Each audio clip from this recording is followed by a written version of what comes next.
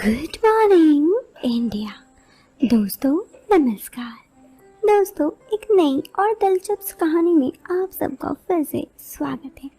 कहानी शुरू करने से पहले मैं हर रोज की तरह आपको एक बार फिर याद दिला दूं, इस कहानी को सुनते वक्त आप चाहो तो ईयरफोन या फिर हेडफोन का उपयोग कर सकते हो। इससे इस कहानी की ऑडियो क्वालिटी आपको पसंद आएगी जब आपके कानों तक पहुंचेगी। चलिए दोस्तों, अब इस कहानी को शुरू करते हैं। और हाँ, वीडियो पसंद आए तो आप वीडियो को लाइक कर देना, हमें भी अच्छा लगेगा। ये बात उन दिनों की है जब मेरी शादी 7 साल हो चुकी थी।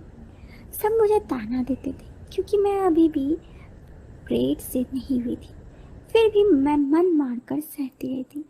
भले ही मैं अपने आप को कोसती, अपने पति से भी खुश नहीं थी, लेकिन फिर भी किसी को कुछ न कहती। भले ही मेरा अफेयर अपने पड़ोसी से था, लेकिन मैं उससे और कुछ नहीं चाहती थी। एक बार मैं अपने ससुराल, जहाँ पे मेरा परिवार है, वहाँ गई तो वहाँ पे कुछ ससुराल के और लोग रहते। उनकी चचिया ससुर रहते। उनके पत्नी का देहांत हो चुका था। उनके घर पर एक बेटी थी जो शादीशुदा थी। उनके दामाद का हमारी प्रॉपर्टी पर नज़र था। उनका इस बार की छुट्टी में आना था। मुझे ये मालूम था कि ये मेरे जो चचिया ससुर हैं ये अच्छे इंसान नहीं है। खैर, मैं अपने घर अपने पैतृक गांव गई हुई थी तो मैं खेत घूमने चली गई। मैंने सोचा कि चल कर देखूं गांव में क्या क्या हो रहा है, कौन सी फसलें लगी हैं। उस वक्त मौसम भी कुछ ठंड था। मैं सॉल ओढ़े अपने खेत में घूम रही थी। मुझे मकई के खेत में कुछ हलचल होती देखी। मैं वहां जाकर देखी क्या क्या है तो पता चला कि मेरे ससुर जी थे। वहाँ गांव की कोई औरत भी थी। दोस्तों, ये मेरे वही चचिया ससुर थे। मैं उन दोनों को देखी लेकिन वहाँ कुछ नहीं बोली। कुछ देर बाद मुझे लगा मुझे वहाँ से चले जाना चाहिए। मुझे देख वो औरत मेरे ससुर जी को कुछ शायद बोल रही थी, वही मेरे चचिया ससुर को। खैर, मैंने उन्हें कुछ नहीं बोला। शाम हुई तो सबने खाना खाया। रात को मैं सोने गई, मगर मुझे ठंड लग रहा था। अब कहाँ नींद आने वाली थी। ऐसा नज़ारा सब देखकर मेरा दिमाग में कुछ और ही चल रहा था। ऐसा पहली बार हुआ था। अगले दिन मैं घर वापस आ गई। अब मैं चाह रही थी कि मैं उनसे बात करूं। शायद ईश्वर को भी यही मंजूर था। इस दिन के लिए मेरा ज़्यादा इंतजार भी नहीं करना पड़ा। अगले ही हफ्ते चचेरा ससुर जी हमारे घर आए।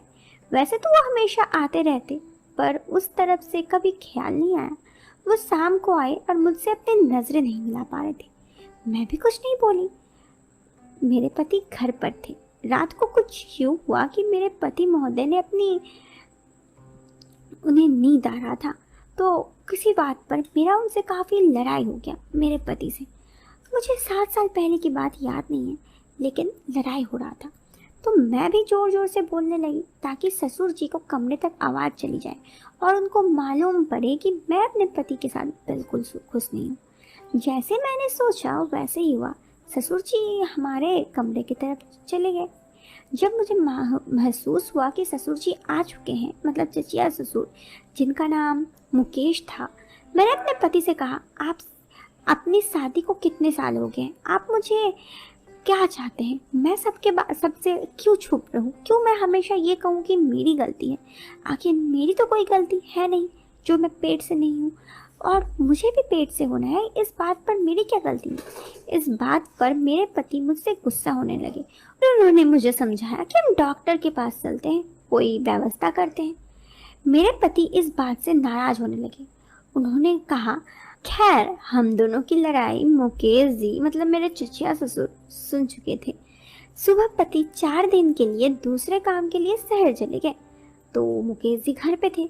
उसी वक्त मैं अपनी सहेली को फोन की और मेरे ससुर तब हॉल पर बैठे थे। मैं सीढ़ियों से उतरते हुए फोन पर ये बोलती उतरी, देखो मुझे भी दिलवा दो, लेकिन मुझे भी चाहती हूँ कि मैं भी पेट से हूँ। ये सब सुनकर मुकेश जी मेरे तरफ देखने लगे। मैंने झट से फ़ोन कर दिया सर। उन्होंने कहा, भैया औरत, ये सब क्या है? मैं गुस्से से बोली, पता नहीं किस खानदान में मेरी शादी हुई है, मेरा पति एक नंबर का निकम्मा है। ये सब बातें असलियत में ही हुई थी। मेरी ये बात से तेरा मतलब है?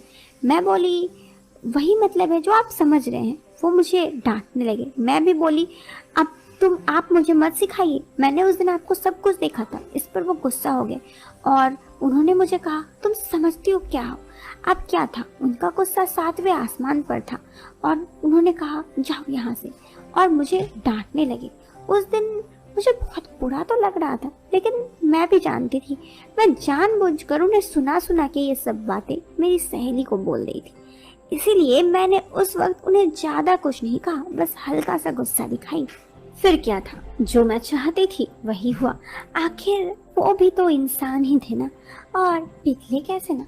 उस वक्त ऐसे भी घर पर कोई नहीं था, तो वो बड़े आसानी से पिघल गए और मेरा काम भी हो गया। फिर जाने से पहले उन्होंने कहा कि एक काम करना, मुझे फोन करना। 1 महीने बाद मैंने उन्हें खुशखबरी सुनाई तो वो यहाँ पे आए मिठाई लेके। मेरे पति भी बहुत खुश थे, आखिर मैं पेट से जो थी। खैर उसके बाद क्या, 9 महीने बाद की बात है, उन्होंने मुझे अपना आधा जायदाद मेरे नाम कर दिया। अब मेरे नाम तो हमारे नाम पहले भी आधी जायदाद थी और उनमें की भी आधी जायदाद मेरे नाम होगी। इससे मेरे ससुराल वाले भी काफ़ी खुश हो गए। तो दोस्तों, ये थी एक मेरी दास्तां। आपको कैसी लगी जरूर बताना कमेंट बॉक्स पर। वीडियो के पसंद आने पर आप इसे लाइक और चैनल पर पहली बार आए हैं तो सब्सक्राइब करें। मिलते हैं फिर एक नए वीडियो में एक नए और इंटरेस्टिंग टॉपिक के साथ। तब तक के लिए